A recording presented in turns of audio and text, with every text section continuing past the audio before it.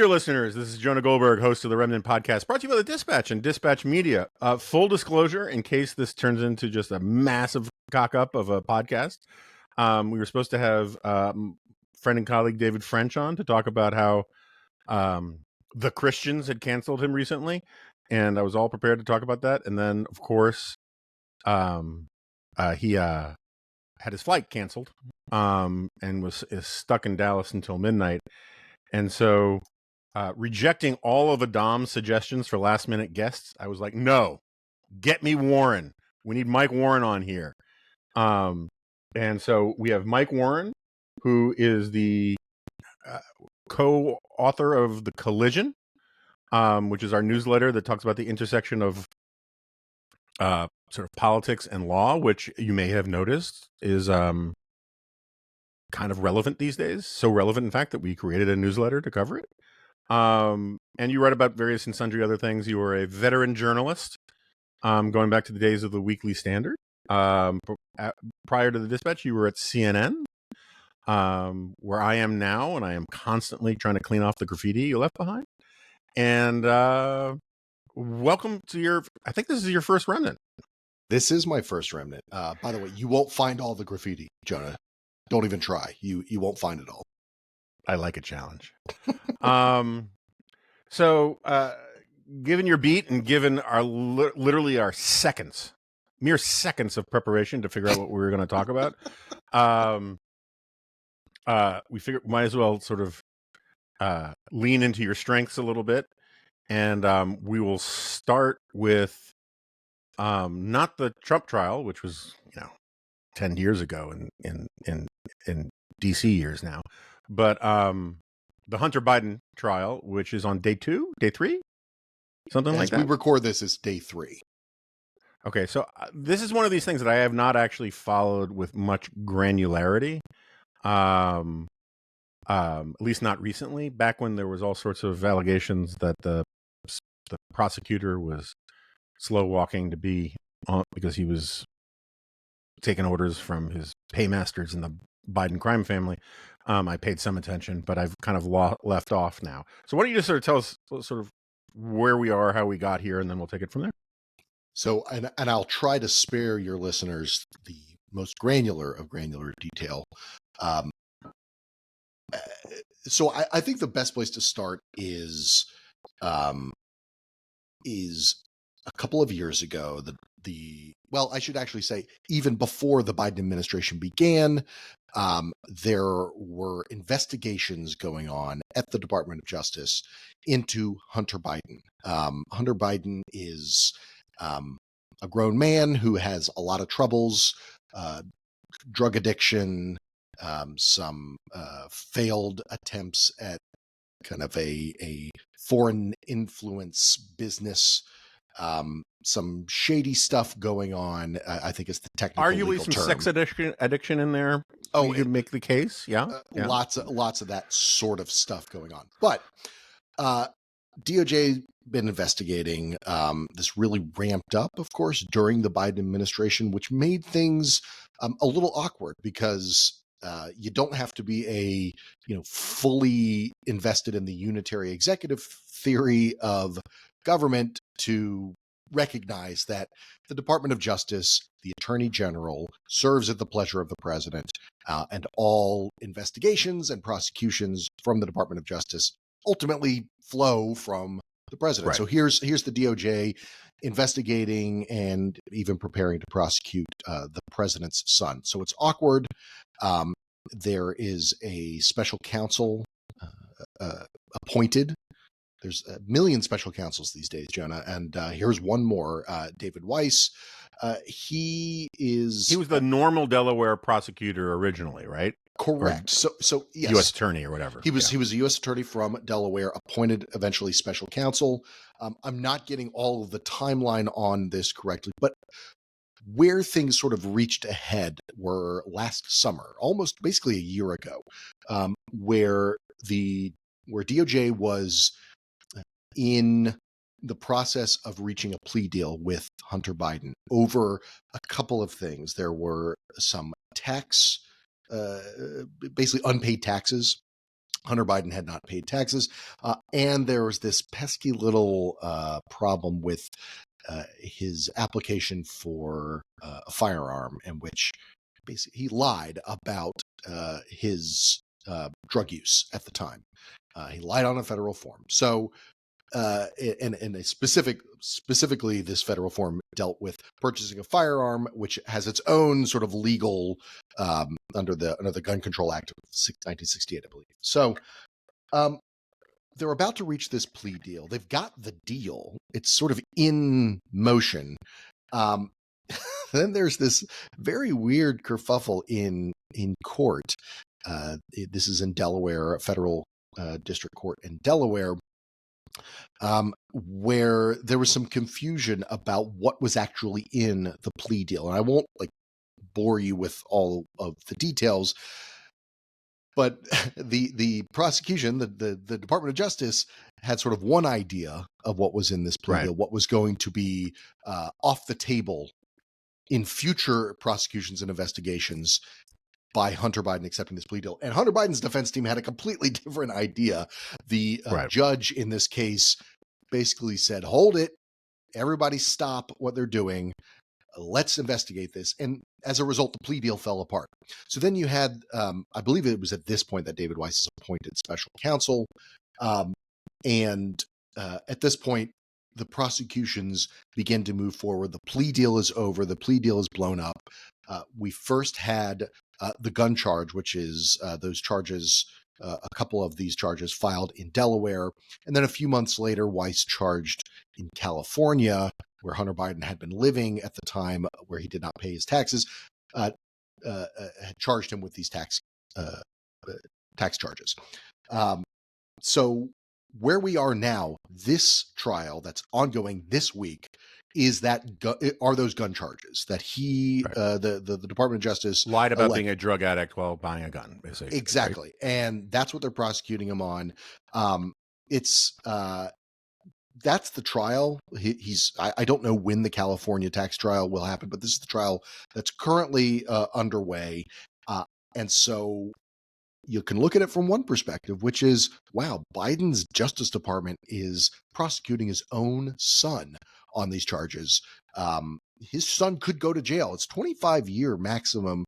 It's a maximum sentence, but 25-year maximum sentence if he's found guilty. On the other hand, there are a lot of Republicans out there who think that this whole scheme that I've just described, in probably more detail than your listeners want to know, is a cover-up for the real prosecution that isn't happening of the Biden crime family, in which Hunter is merely a player, and for which James Biden, the president's son, and Joe Biden himself perhaps are wrapped up in that. That's what all of the stuff on the Hill is about. Republicans trying to get investigations into that, the impeachment inquiry, I should say, into Joe Biden, which has gone basically nowhere. So all of that is wrapped up. So what we're seeing now from the sort of MAGA perspective is a slap on the wrists that's covering up the bigger crime that DOJ won't prosecute. That's where we are. I don't know if I don't know if you're asking me for prediction, but I think it's likely that Hunter Biden is convicted. We'll see what the jury says, but that's kind of where things are at the moment. Okay, so I don't know if it's the rich baritone of your voice or the mention of these various plots and subterfuges. But it's like Proust's Madeleines. All of a sudden, the memories are flooding back in. So let me ask you some follow-up questions, and you tell me where I get it wrong. Tell me where I'm getting my recollections are wrong. Okay. Okay. So, I seem to recall that the charge was that the plea deal that of the kerfuffle that you alluded to before, right, in the Delaware court, that made the wheels come off the bus on this whole thing, was that the allegation, at least, was that the DOJ guys and the defense lawyers were kind of negotiating a plea deal that would basically get Hunter off the hook for everything. And and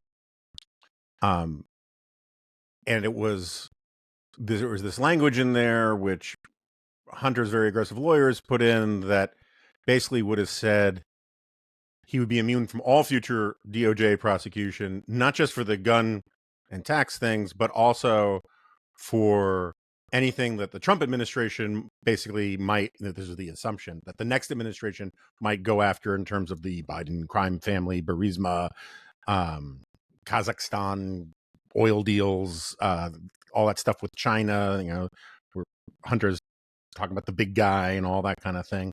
And the judge looked at it and was like, whoa, what is this? I don't understand. This is a very weird plea deal. And then the prosecutors were stuck in this political dilemma of having to say, no, this doesn't immunize him from these other crimes or these other allegations, charges, whatever, because that would be kind of outrageous for the Biden administration to try to get caught trying to give basically Hunter a full ticket, get out of jail free card based upon some plea agreement for this pissant case. And the defense lawyers were like, no, that is the deal. And Right. you have to stick to it. And it all sort of came unraveled. And so there are people who let's just say, have the most negative interpretations possible of what Biden DOJ, the Garland DOJ was up to, who say they got caught by the judge trying to, put the fix in. And there are other people who say, no, this was a legit miscommunication between prosecutors and very good lawyers for Hunter Biden, who got this language in there that said basically anything from this time period that he might have done or something like that is included in this plea deal, which would basically take the stuff that Comer and those guys were looking at and basically immunize them on it.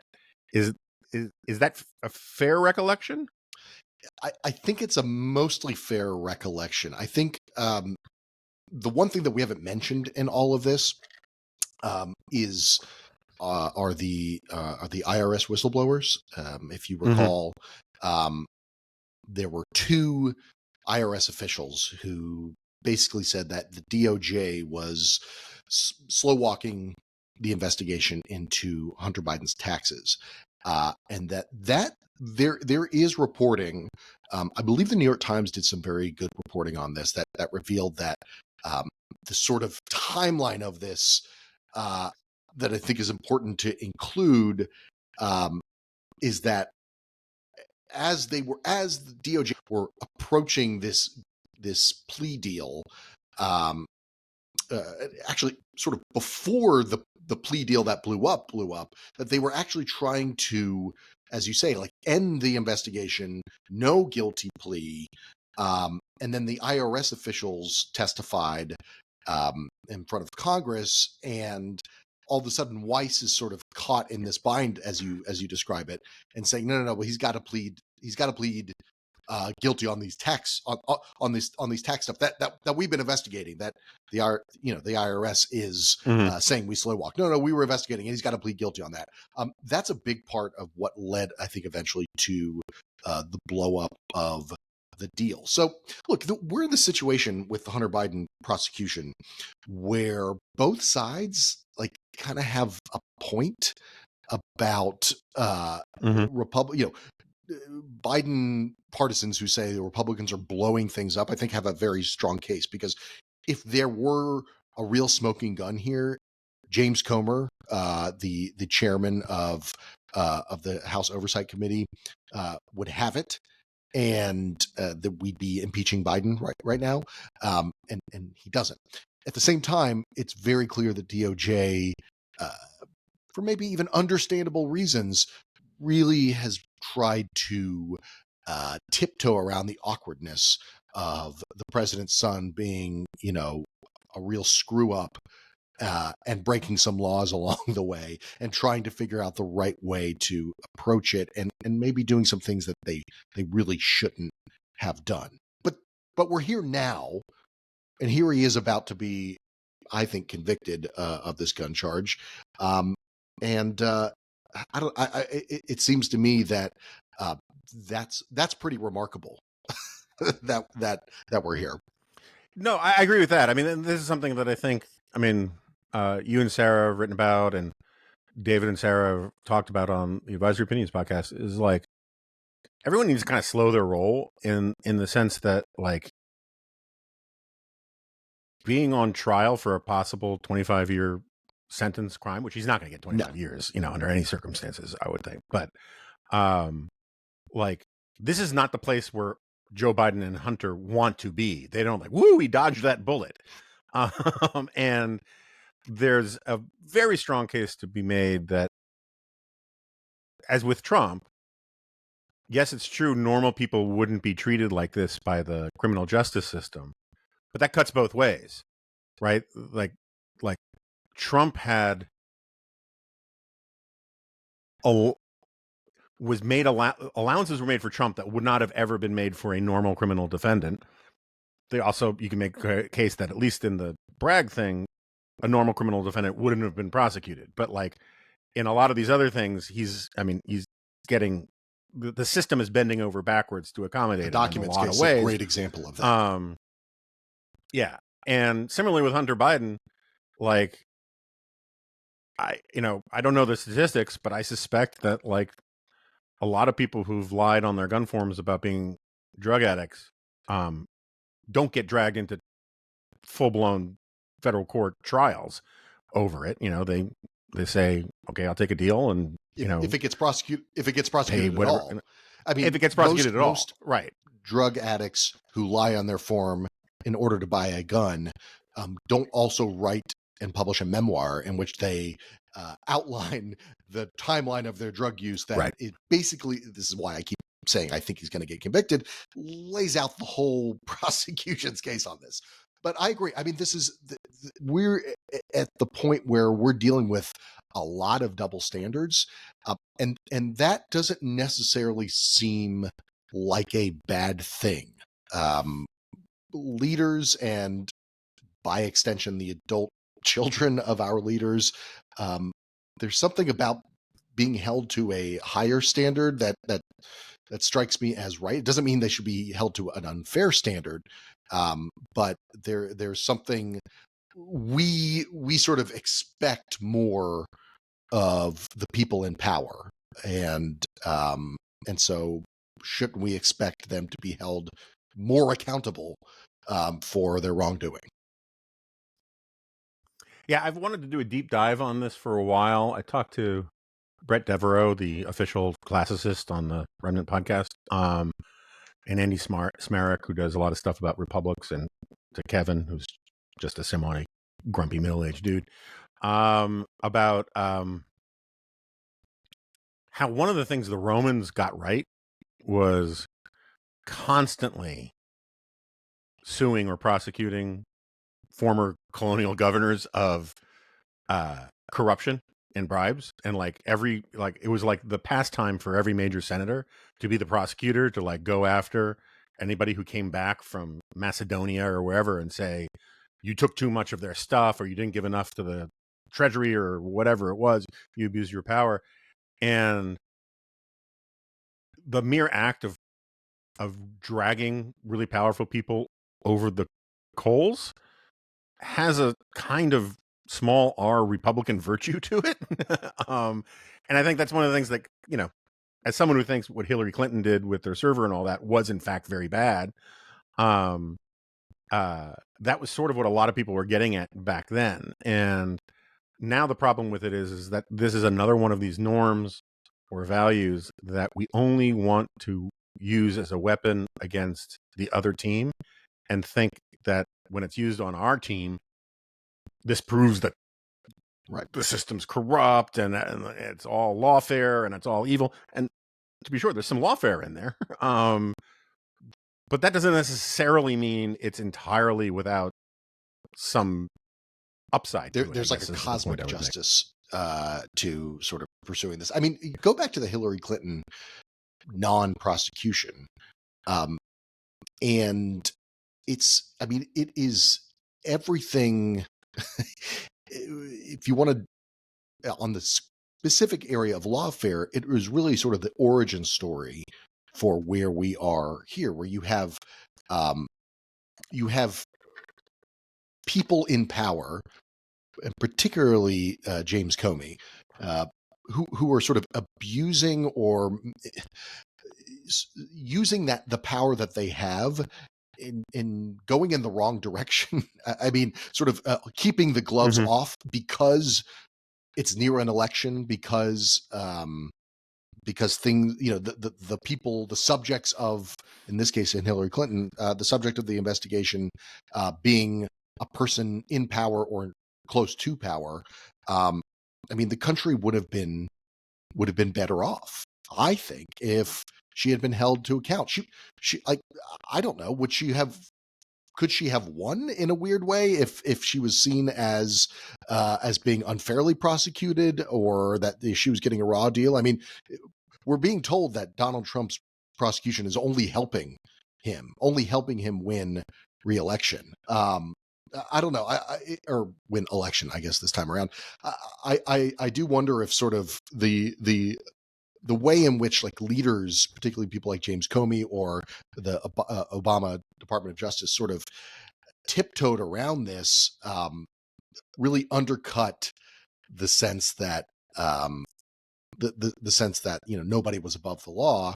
They had just sort of ripped the Band-Aid off and said, yeah, I mean, the whole mess of James Comey announcing that they're not going to be pursuing prosecution, when, first of all, it's not his job as FBI director to make that call. I mean, the whole incident, or the whole passage was, well, announcing that she's guilty, right, but we're not going to prosecute. I mean, it's sort of, it's I feel like it's warped everything from here on when it comes to people in power at the presidential level or presidential candidate level, and criminal wrongdoing. And it's screwed up our sense of what the right and wrong thing to do is.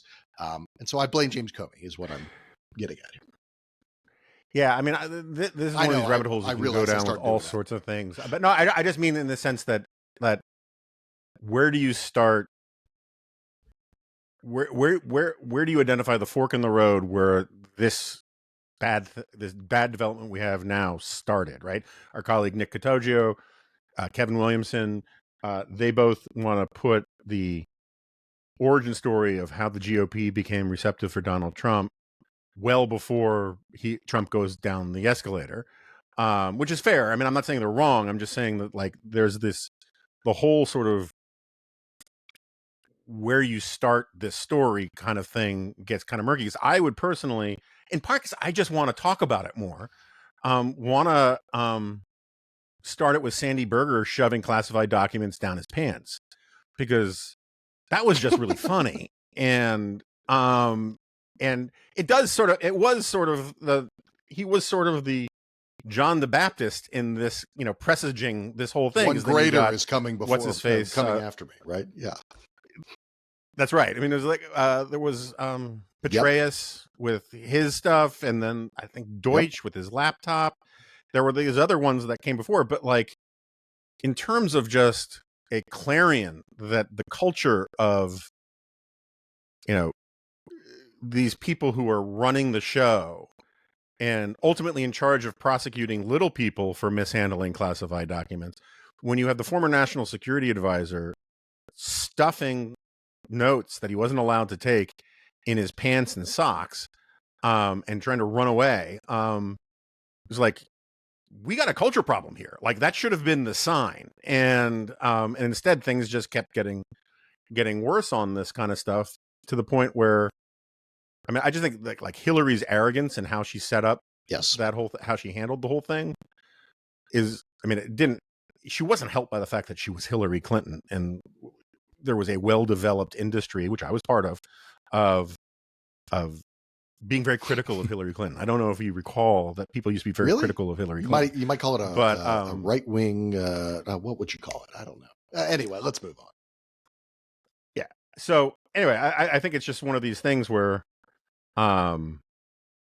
like, it's just one Yes. slice of this larger thing about the elites playing by different rules kind of thing that made Trump possible, but it also made this kind of story that we're seeing with Hunter and all of that um seems so familiar in a weird way.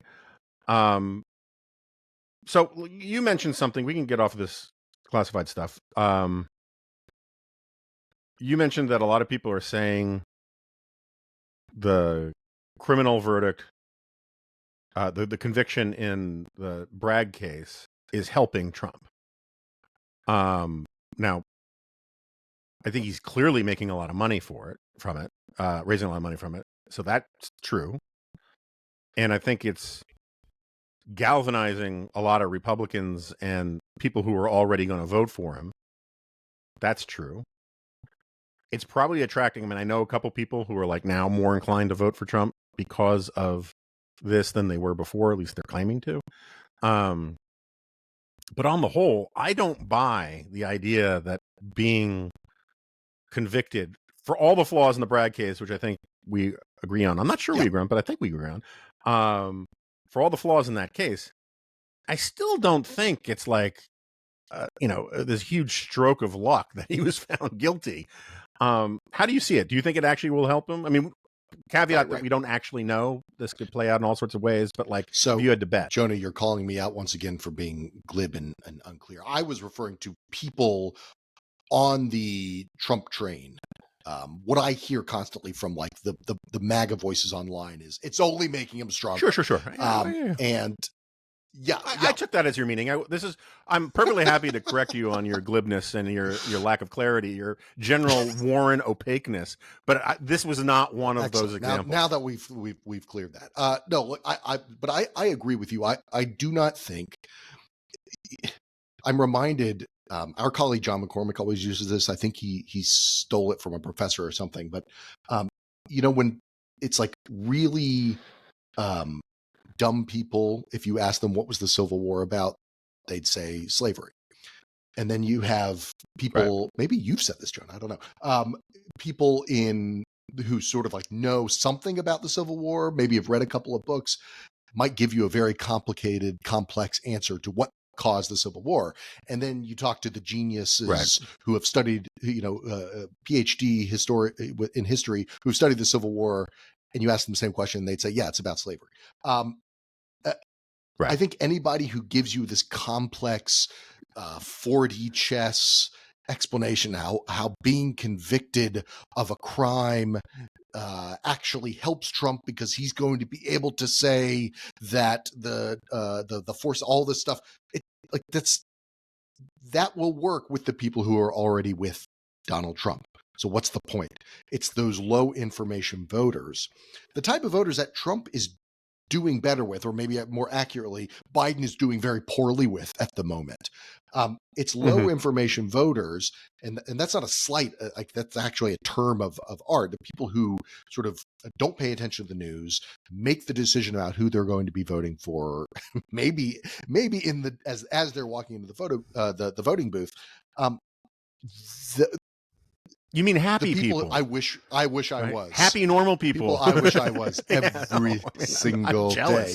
I think for those people, it's bad for him to be a convicted felon, and they're not going to be paying attention to the arcane use of this particular statute in which the outrageous that Alvin Bragg kind of got around a statute of limitations on the misdemeanor charge and created a felony charge by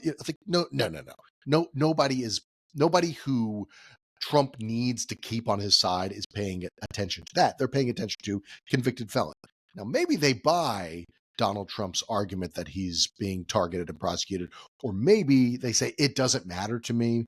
The economy is bad enough. All of these factors, I can't vote for Biden again or this time around. So but I don't think it's a good or a net positive for Donald Trump. And you know how I know is I was talking with a source close to Trump during the trial. If you remember, there was this whole question is Trump going to be sent to jail over his contempt charge? He was held in contempt on 10 counts by the judge for violating the gag order in which he was going after the judge's family, jurors, witnesses like Michael Cohen, which he wasn't allowed to do. And there's this question of will the judge throw him in jail, as that could really happen. And I was talking to a source close to Trump on the legal stuff. I kind of posited this. I said, well, wouldn't that be, maybe that would be good for Trump to see the perp walk and see how, see the violence inherent in the system. And this person said to me, no, there is no universe in which Trump going to jail is good for us and is good for him. Like, he doesn't want to go to jail. He doesn't want this happening. So I just don't buy it. Yeah, I mean, you have to sort of ask yourself the question, who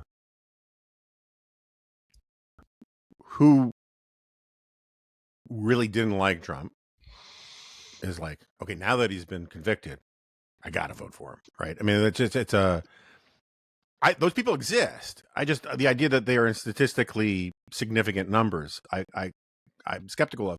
I think it was on 538 podcast, but somewhere they were running through the polls on all of this. And I think the finding was like nearly 60% of Americans said in one of these spot polls. And again, I don't think these polls matter, except as an interesting insight into where people's heads are in a moment, right? But I just wrote my column about this. In 150 odd days, this is all going to seem really small in the rearview mirror regardless. But something like close to 60% of American people said they thought that the case was politically motivated and correctly decided, which seems about right to me. I mean, again, I have real problems with the Bragg case, but like I think he's guilty of all the underlying stuff. I don't think the case should have been brought, but like, I don't think that's a stupid or self-contradictory or cognitive dissonance kind of thing. Lots of cases, I mean, just take it out of Trump's context for a second. There are lots of cases where the political demands to go to trial rather than come up with a deal. Like if someone murders a bunch of people and is willing to, take a deal, like prosecutors are like, no, we want this win. We want to go to court. We want the people to see that he was put on trial. That kind of calculation is very common in the criminal justice system. And going back to our earlier points, it's not necessarily illegitimate either. I mean, there are competing equities here. Like, you're supposed to save the taxpayers money. You're not supposed to clog up the judicial system. But then on the other hand, sometimes people want to see justice done, and you kind of have to make that call. And so like just saying it was politically motivated is not a synonym for saying there was no merit there. This is, by the way, this is something I've been noodling about. So if I go down another rabbit hole and of not making any sense, just cut me off. But I've been thinking a lot about politically motivated, or this is political as a kind of epithet, as a kind of argument against whatever it is that's happening. It feels like there's been an uptick of it, and it seems less meaningful than ever before. I mean, it's all like everything's political. I don't mean that in the personal is political and all that, but I mean, when we're talking about public life and we're talking about elected officials and the decisions on what to prosecute. I mean, Alvin Bragg is a political figure. He is elected to the job.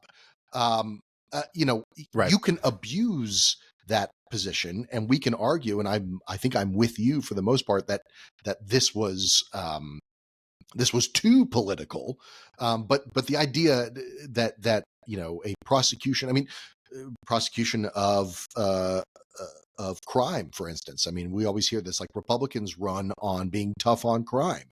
Like, it's political when Republicans running as district attorneys or whatever, prosecute more violent crime. But that's what they were elected to do. And so I find those arguments lacking, and I find them increasingly lacking. It feels like it's a way to wave away or to deny the legitimacy of something because people were doing it and motivated by political reasons. Well, it's a political system. It's a democratic republic. Like, this is how we work stuff out. I don't know. I don't know where I'm going with that. I hadn't. No, it's a good point. I hadn't really thought about it, but like, because I've been parroting the basic talking point that this was gross because Bragg basically ran on the promise to prosecute Trump, right? And I think that gets at the ickiness of having elected district's attorney or district attorneys, but at the same time, right? You can spin that the other way and say, yeah, he thought Trump was guilty of these crimes. He promised to do something about it when the current person in there refused to, and he told voters that's what he was going to do, and he did it. Now, again, I think the whole thing is kind of icky, but like, we don't have to get into, of course, Donald Trump said lock her up and all that kind of stuff, but that was a political thing, right? You're saying that my administration is going to take this stuff seriously. He actually signed some legislation or announced a new policy or executive order when he was president about how the misuse of classified documents was going to be more strictly enforced and punished and all that kind of stuff. That was a political response, largely the right one, although it's kind of inconvenient for Donald Trump now. But yeah, so I mean, I think it's a good point. Just saying, oh, that's politics, doesn't settle anything. It's not an invalid point to make sometimes, but it's like, I mean, we don't have to get in the weeds on it because I want to talk about something else, but like the fight over releasing the audio of the Robert Hur interview with Joe Biden. I think Congress's arguments about the Constitution and the merits and all of those things are all in bad faith. Yes. I think the administration's arguments are all in bad faith. It is purely, it's because both sides actually agree that they think the audio would hurt Biden. So the Republicans want it, and the White House doesn't want to let go of it. And all the arguments shrouded in case law and Constitution are all pretextual and rationalizations for this basic political desire. So like saying, yeah, this is all politics, it has explanatory value. But I would also say, look, as a congressional supremacist guy, I would say the motives suck, the politics suck, everyone's lying, but ties go to Congress. And so Congress should get the audio. And that pleases nobody. Well, it pleases them because they think I'm getting their side. It pleases me. That's how I sort of yeah, thank you. That's what I aim to do. One other thing on this, because I know you want to move on, but what it comes down to for me is there's a missing kind of vector in how we evaluate public officials and what a good job they're doing or not, which is are they acting responsibly with the power that they have and the options that they have? I mean, there is no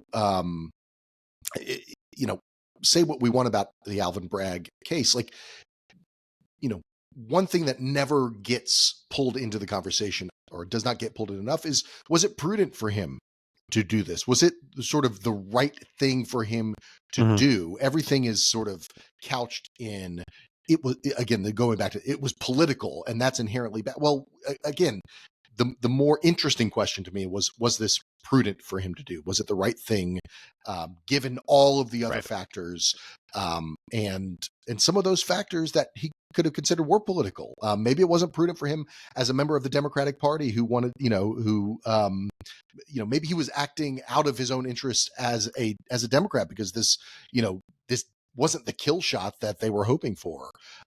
So I just think that's another element we don't talk enough about. And it all goes back to, I was complaining about Comey, and I'm complaining about Hillary Clinton making the homebrew server. Like where's the prudence? Where's the sort of leadership? I need to do this. I need to act in a way that is, yes, in my self-interest, in my political interest, but can we like add a little dash of responsibility? Apparently that's too much to ask. Yeah. Okay, so I followed the original documents, classified Mar-a-Lago stuff pretty closely in the beginning and for the first couple months after, but now it's sort of gone into a kind of murky abyss and lots of delays. And in the beginning, I was inclined to say Judge Cannon, Eileen right? Cannon. That's her name, Cannon. That a lot of the criticisms were unfair in the beginning, given the complexity of the case and the just this sheer bureaucratic mess that is trying to declassify documents that you could bring in as evidence. That's very hard. There are all these agencies have to have sign off on it and all that, and all those seem like legitimate things.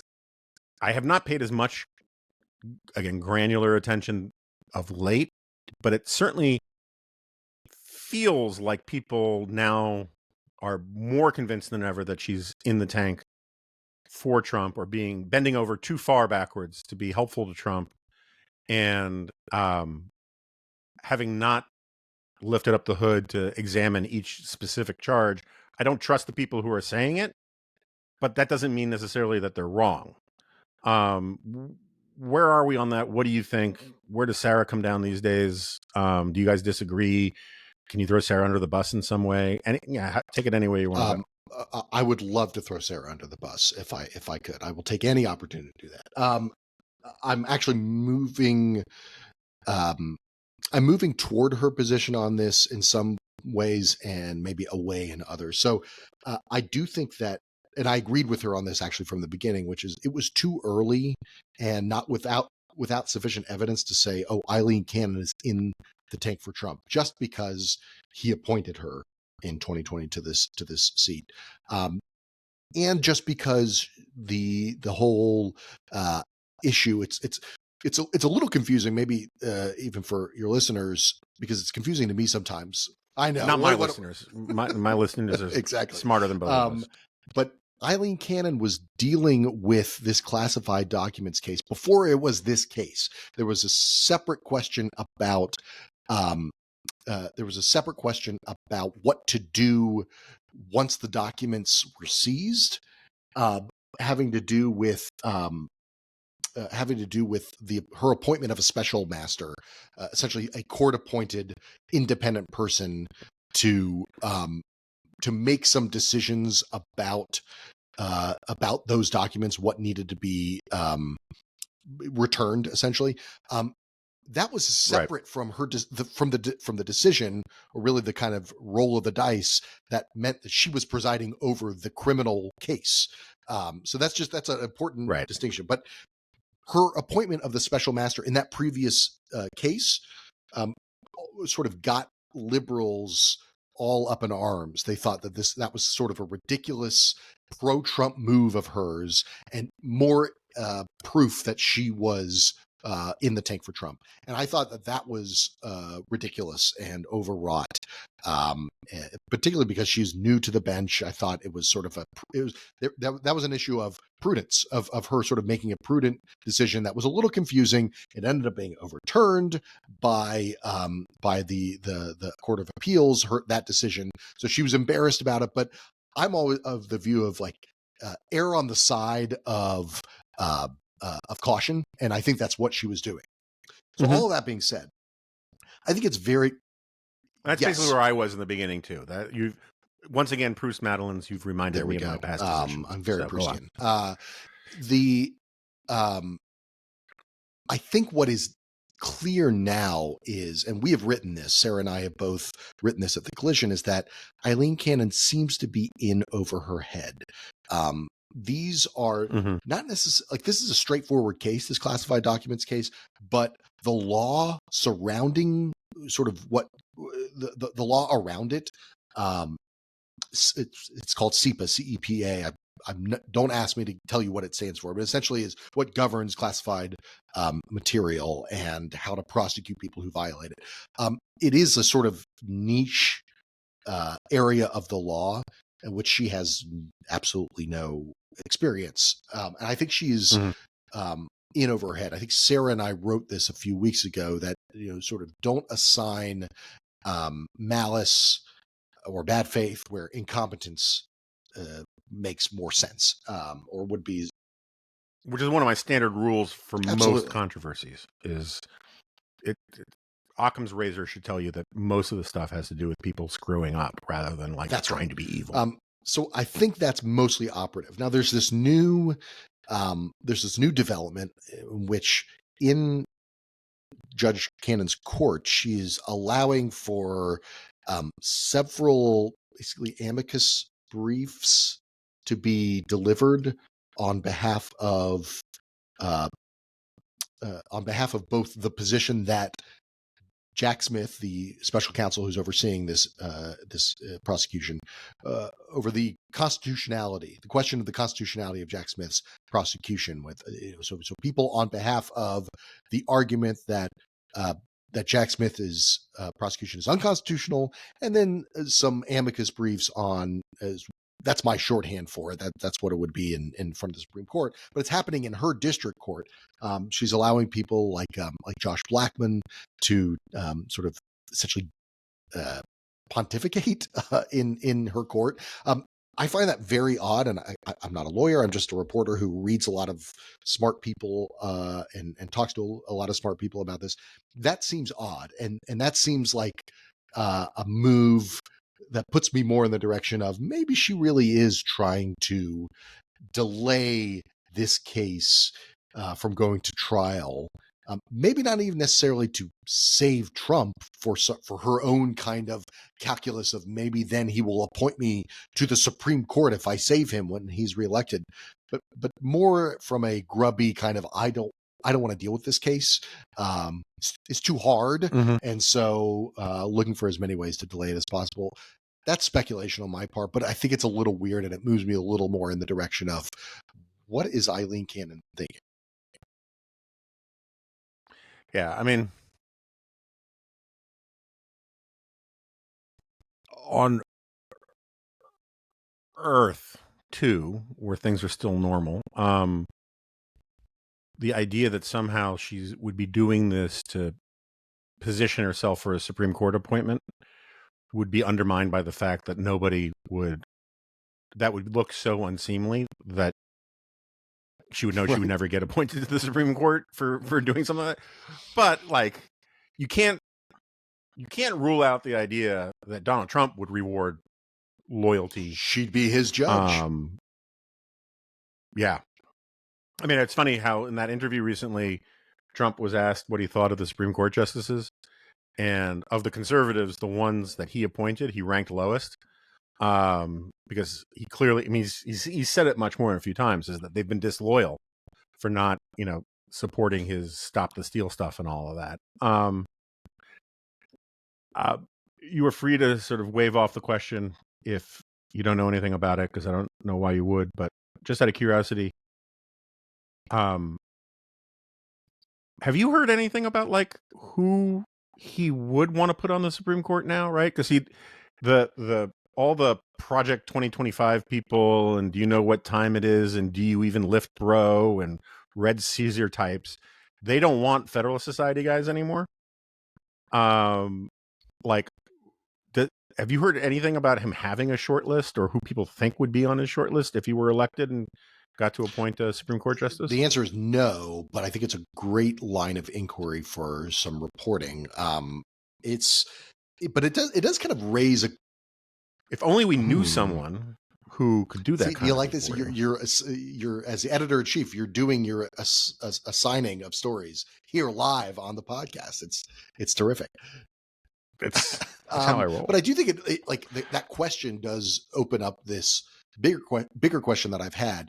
The New York Times has done, Jonathan Swan and Maggie Haberman and others have done a lot of interesting reporting on the sort of on Project 2025, on this sort of movement to find a true Trumpism hasn't been tried, but this time it's going to be a true right. Trumpian administration, and it is. I think it is designed, maybe not designed, but I think it has the effect of frightening the bejesus out of New York Times readers. These stories about it, yeah. But I think, and I think there's reason if you're concerned about bad actors or people who are who don't necessarily have the best interests of the Constitution and the country, but prioritize fealty to Trump, getting into positions of power. I think you should be worried about the things that they've reported. But I have. We should tell people what Project 2025 is. Just it's my fault, but like, why don't you so Project 2025 is sort of comes out of the Heritage Foundation. It is a sort of plan to identify and find people who can fill political appointments in the new Trump administration. Who would be loyal to the MAGA Now, I project. should say it was not initially on paper conceived as a Trumpian project. It was for any future Republican presidential administration. But for all intents and purposes, it's a MAGA. It's a loyalty to MAGA kind of project. And it is the reporting on it has been good and scary if you're willing to sort of read it to its logical conclusion.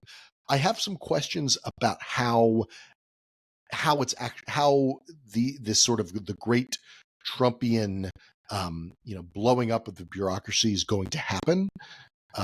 There are still guardrails in terms of the United States Senate has to approve a lot of appointments, not every appointment, but a lot of them. There is a question of like competence.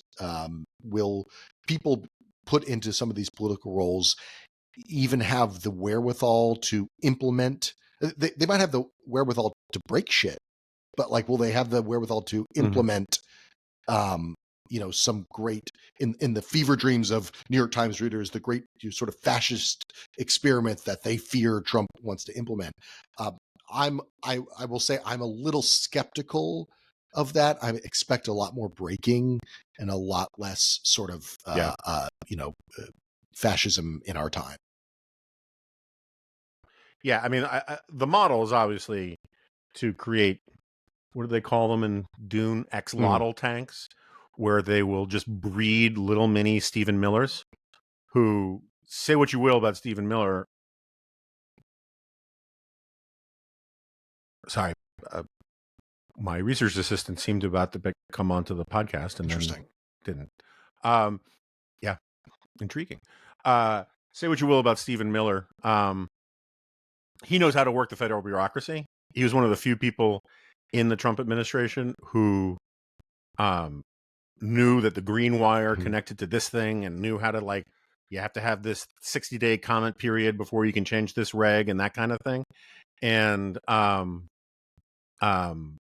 most of those people most of the sort of the real Trumpoids had no clue how to do that. And in fairness, I agree with you that like the idea of this Project 2025 thing has a long pedigree on the right, because conservatives have had a really hard time training smart bureaucrats and civil servants to do things inside the federal bureaucracy. This time we're gonna burn down the Department of Education, right? It's like, right. Well, I mean, but like, my friend and friend of the podcast, Lyman Stone, he made a case, like, I think he was at the Department of Agriculture briefly, and just simply knowing the procedures is a way to do a lot of really good conservative governance, right? And most people who are interested in being in Republican politics don't actually want to be federal bureaucrats, right? They don't want to like put the time in to learn how to do it. And so, like, in theory, I got no problem with an idea like 2025 to create, a smart bureaucracy, like a good conservative bureaucracy. But I don't think they're certainly not, when they're trying to explain it to Donald Trump at Mar-a-Lago, they're not saying, we're going to create the equivalent of, the École Française or whatever that thing is, where we have these elite bureaucrats. It's like, we're going to staff the deep state with Trump loyalists and use it to further your greater glory. And I think that that's the signal a lot of people who are giving it money and are pushing it are into. I can't remember how we got. I asked you to explain Project 2025, and then we went down a rabbit hole. This reminds me of, if maybe turns us into a different street in this conversation, which is I that is a viewpoint on the right when it comes to a similar viewpoint when it comes to journalism, which is there are a lot of young conservative leaning journalists or wannabe journalists, people who want to get into this business, who are actually uninterested in the nitty gritty of the job itself, which is it's a lot of calling people and reading things and asking questions and, reporting. And reporting can take many forms, and the product that comes from reporting does not have to always be an AP style news article, and that's why places like the Dispatch exist. But it's something that, it's why I have no interest. I have very little interest in media criticism and bias talk when it comes to the right, which is it's not hard to do this. It's not hard to call up people and ask questions and go to events and report. It's just that a lot of conservatives don't want to do that. But I sort of have no patience for people who complain about the media and who are in the media and then don't actually do the actual work. They'd rather opine, or they'd rather sort of rail against whatever it is they're angry about. But reporting is the basis for everything. It's a business, or it's a calling that attracts a lot more liberals. And if conservatives would get on board, then maybe media would look a lot different. No, I think that's right. This is a fruitful avenue of discussion. Part of my argument has always been, when people say, why is the media so liberal? What part of it is that there's a psychological thing going on and this is not a criticism of anybody, but like, if you're like a normal person with conservative leanings, you grow up to like want to go into business or be a doctor or a lawyer, make a living, provide for your family. Your idea of fixing the world probably goes through your church rather than Washington, D.C., right? The sort of reformist spirit of doing good by your community has normal, traditional outlets for you. Similarly, you probably don't go into teaching. You don't go into journalism. You don't go into all sorts of things that require, again, this is not a criticism, but there's a sort of a missionary part of the brain for some people that says, I want to bring truth to the world, right? I want to, if I can only explain to people why they were wrong or reveal the injustices in the world, we could fix everything. And that's a noble thing. But it attracts people of a different temperament, a different sort of worldview. And, it's if you have a lot of meliorism in you or unconstrained vision, you're attracted to certain professions. People who want to like shine the light of truth on injustice don't go into plumbing. And so you have this sort of, from a very early age, this sort of psychological, sociological sorting thing that happens. And one of the results, I mean, it's a complicated thing for all sorts of other reasons too, but like, I just did this 2.5 hour long interview for the next Slate Slow Burn podcast. And they'll probably end up using 3.5 minutes of it at total. But I'm going to actually see if they'll give me the audio and we can just run the full interview as a remnant at some point. But it's about Fox, the early years, not anything with the Dominion and Tucker stuff, but like Fox from its founding in the 90s through like 2004 or something like that, and why the left hated it so much, why, all these kinds of questions. And it was just interesting because I've been thinking about it for that, and it jibes with the mission statement and the pitch for the Dispatch in the first place, is that for the most part, right-wing media, both good and bad, with a few exceptions, the last 40 years lived sort of parasitically or symbiotically off of mainstream media reporting. And I say this as someone who's a big part of that. Like The Corner was in part instant reaction to like what we saw on cable news, what was in the morning's New York Times, because the mainstream media would deliver a fresh round of new facts because they would actually do reporting. And then Rush Limbaugh would work, page through it or do real-time commentary on CNN about other people's reporting. But there was very little reporting that actually came from conservatives. And what's kind of sad now is that at this moment where there are a few of us who are trying to do things like the Dispatch, it's not just us, with all the reporting, the cultural incentives to do even less reporting on the broader right are even stronger.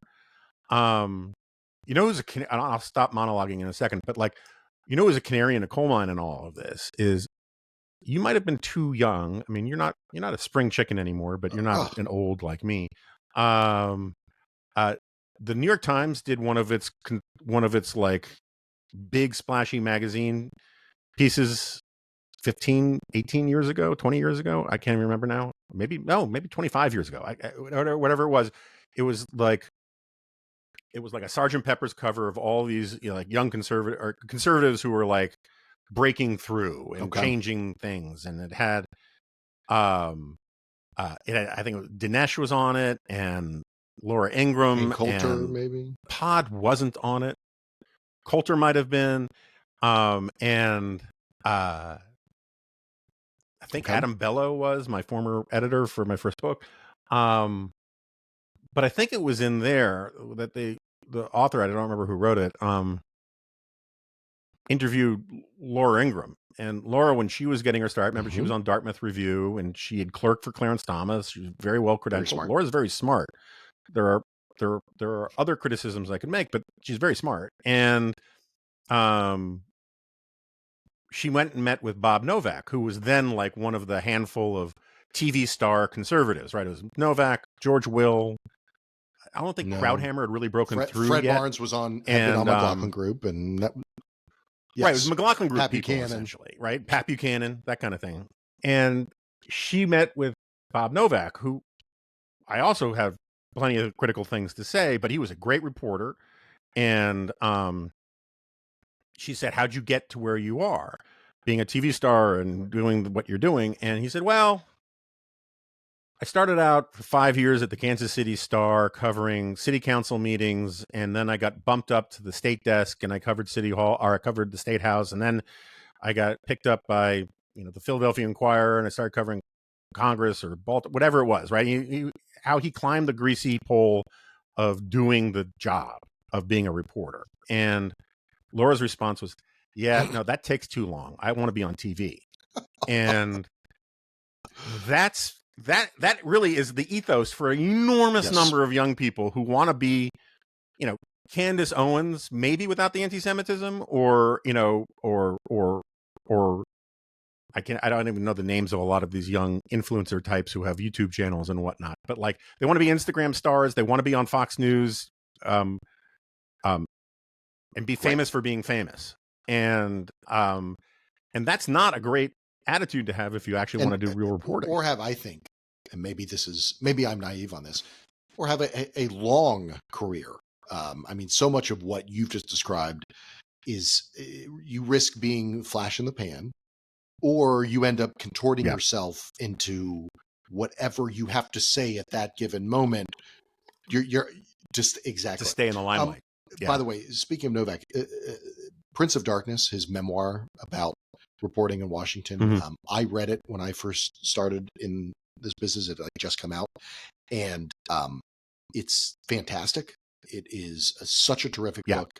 It's interesting to, because you learn a lot about Bob Novak, but what's most interesting to me is the portrait of Washington that he describes. It's so, where Lyndon Johnson is, inviting reporters up into his Senate Majority Leader office and having drinks with them, and all of that sort of, it's very much the past is another planet kind of situation. But I love that. Yeah. But what I say about reporting and because I think you're right about the way reporting is marketed. It's, you know, a way to change the world, or it's a way to right injustice, and shine a light and all of that. And I don't mean to discount and say that that's not what reporting can do, or that's not what a lot of people are trying to do.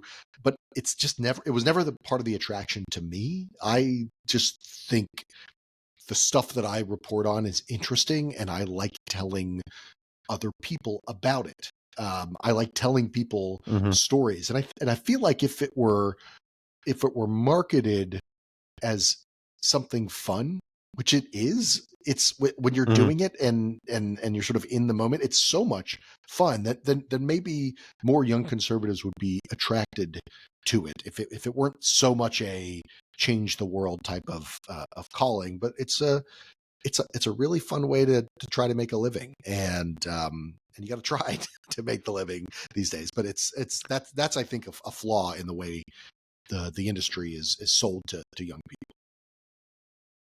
I thought you were about to segue into why Michael Warren needs a raise. We'll have that conversation.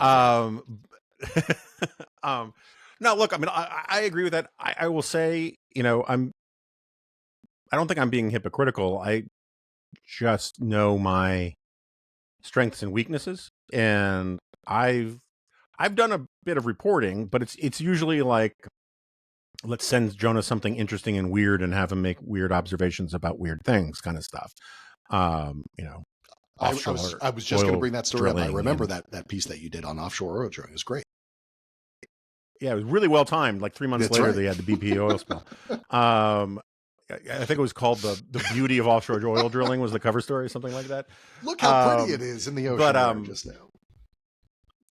I'm not good at political reporting, and I just know that about myself, in part because I really don't deal with it well psychologically. First of all, when people lie to me, it enrages me, I think is the correct psychological term. And then for reasons maybe having to do with my own insecurity, it's just because I feel like when they lie to me about this kind of stuff, they're doing it because they think I'm stupid, and I get insulted, right? And also I like arguing, and so, like, you know, a lot of the political reporters I know, and you're one of them, you know, like, you have this gene that allows you to nod and say, "Tell me more," when someone is saying something totally preposterous. Tell me more. That yeah. And I'm not wired to do that. Like, and I wish I were. I mean, like, at this point, you know, a lot of people would return my phone calls, but I'm not good at it. But I think it's some kind of thing that we need a lot more of on the right, or not even just like on the right, but we need a lot more, because the problems of the right are real, and listeners of this podcast and readers of Dispatch know where we come down on this kind of stuff. But like, this desire to be a personality, an influencer, this is a huge problem at mainstream institutions too. I mean, if I were the editor of the Washington Post, I would have said years ago, everyone, other than tweeting out your stories, no tweeting, you know. But you can kind of see, you know, what was his name, Acosta, you know, at CNN. You know, I mean, he wanted to be part of the story. You could just tell. And so, like, a lot of these problems, you know, one of the refrains here is that the right has problems and the left has problems, because that sometimes are unique to both, but sometimes they're just American problems that manifest themselves differently. And I think this is one of the problems we got generally. Yes, the incentives of, and not to sound like a Luddite or a fuddy-duddy, but like the incentives change when the camera is in your pocket and you can take a picture or video of yourself or of what's in front of you. You can tweet out instantaneously, all from this like supercomputer in your pocket.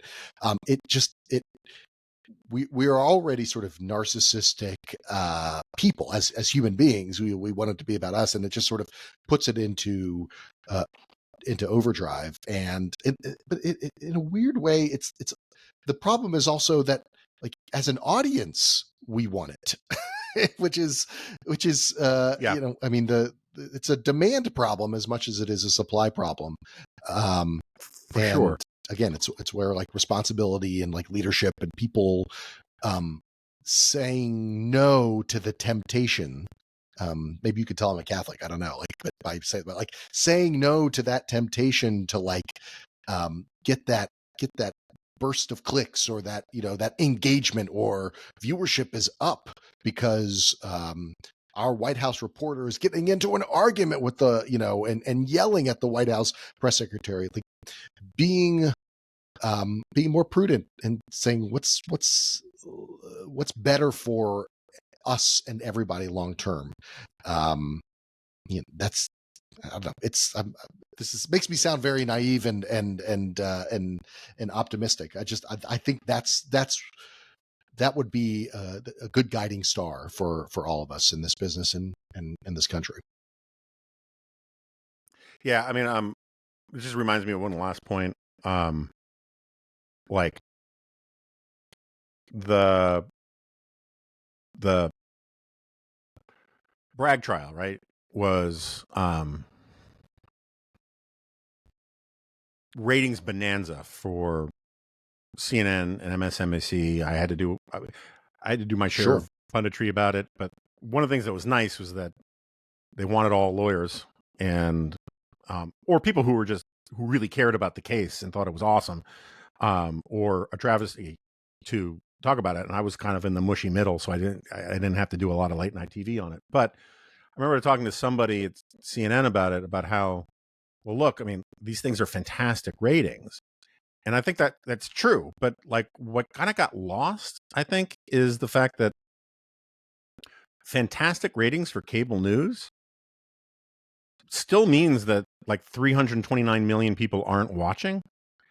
And so you get this problem that you wouldn't have gotten in the days of like just the 3 news networks, within the 5-channel universe of our youth, or at least of my youth. You get this, you can see it happening to some people, that they think that because all the people they hear from think this stuff, forget the Bragg trial, a lot of these things, right? That this thing that they're covering is hugely important because all the feedback they're getting are from people who agree with them that is hugely important. And, so like, I'm sure Rachel Maddow looks at her email or her Twitter feed and just sees people saying, this is, the most important story going in the universe, or saying this is the biggest outrage in the universe, right? Because they're two sides of the same coin with the Trump trial stuff, right? It's like the people who say, like JD Vance says, this is the end of America as we knew it. They're the same version of the people saying justice has been upheld and this is a glorious victory for the forces of righteousness. They're just on either side of the question, but they both invest a level of importance to it far beyond what I think is warranted. And so my point is that if all you're ever hearing from people are the people who stop you in the airport, people who send you email, and you look at the ratings and you say, okay, see, America's really interested in this, the evidence that you're getting is not actually proof that America is interested in it, but like, it's like the shadows on the walls of Plato's cave, right? The senators and the congressmen, they respond to it. That's where they get their small donors. The networks respond to it because that's how they're selling soap. And meanwhile, most Americans aren't actually as engaged in this one way or the other. And that's how you get this sense that what they're talking about in Washington is kind of silly season stuff, just because it's good enough for the metrics that we in Washington care about, but it's not actually like as important as maybe a lot of people in Washington think it is. Does that make sense? I think more Americans heard Senator Welch say you know, have you no decency, sir, to Joseph McCarthy, than watched, you know, any of the coverage by far, because if I remember correctly, those hearings were broadcast on like a couple of the TV networks, right? Back in when was that? 1954. Sounds right. I I'm not think 100% sure. I think the Dumont Television Network, of all like things, like they like broadcast. It was like a big turning point for live broadcast of like political moments. And I feel like everybody thinks that we still live in that world, and because there's Right. so much access, but of course it's like the old joke, like you know, all the channels on TV but nothing to watch. Like nobody is watching, is paying as close attention as when there were fewer options. So no, I agree with you, and it drives me crazy to know, and whenever I hear anybody like that, whether it's JD Vance or somebody on, you know, on the left, say, you know, what's clear is the American people don't buy this. Right. Like it's like nails on a chalkboard for me. The American people aren't paying attention. Well, yeah, no, look, I mean, I wrote about this recently too. It's like that general trope in American politics, which I'm sure is true of all democracies to one extent or another, where politicians win even a sizable victory, like 55% is these days would count as a landslide in a presidential election. And then they go around and their surrogates go around saying the American people have spoken. Well, no, like literally 45% of the country didn't vote for you. And there's this tendency, and to me, it's like more a logic of fascism than it is the logic of democracy, where you claim that you're speaking for the whole of a country based upon some sort of narrow momentary advantage in a poll or in an election. Like most Americans have, you know, like we're not united about almost any questions. And so this idea that I have the American people at my back, or like the American people won't stand for this. Some American people are demanding this, and some people will be against this. And then the third group, maybe the largest, will say, I don't give a rat's ass, or they don't even know what this is. And it's this anti-Republican sort of notion that the people doing the kabuki theater in our world have this deep and abiding connection with the masses that they don't actually have. Right. No, I'm with you. All right, my friend. I will note, just for pedantry's sake, and it may come up sometime in the collision, and you'll be glad you knew it now. The mythology about have you no decency, sir, at long last have you no decency. Was it decency or shame? I can't remember. Decency. My understanding, I'm open to fact checking on this, but my understanding is that outburst really had nothing to do, or had little to do with actually the popular story about McCarthy going too far and being outrageous and all that. It had to do with the fact that, like, they kind of had a deal about what the line of questioning was going to be, and they worked out this thing, and both sides were kind of cheating, and Welch was like pissed that the deal had been broken or something like that, and it wasn't this grand Hollywood thing that it got portrayed. It was like as an argument over the rules of engagement, or like it was. Yeah, I think it was like it was about a questioning. You know, it was. I think. Hold on, I pulled up the quote earlier. Yeah, Senator, may we not drop this? We know he belonged to the Lawyers Guild. Let us like. Okay, that right there is the key. Like, we're talking about something very specific about the argument. Let us not assassinate this lad. Further, Senator, you've done enough. Have you no decency, sir? At long last, have you left no sense of decency? Yeah, it's never like it is in Hollywood. Yeah, and for the record, if it's the same Lawyers Guild that is around today, it's kind of a crappy organization. But that's a topic for another time. Michael Warren, thank you so much for doing this. Everyone should read The Collision, this wonderful product from Mike Warren and Sarah Isger, and everything else that Mike writes here at the Dispatch. Thanks, Glad Jonah. to have you.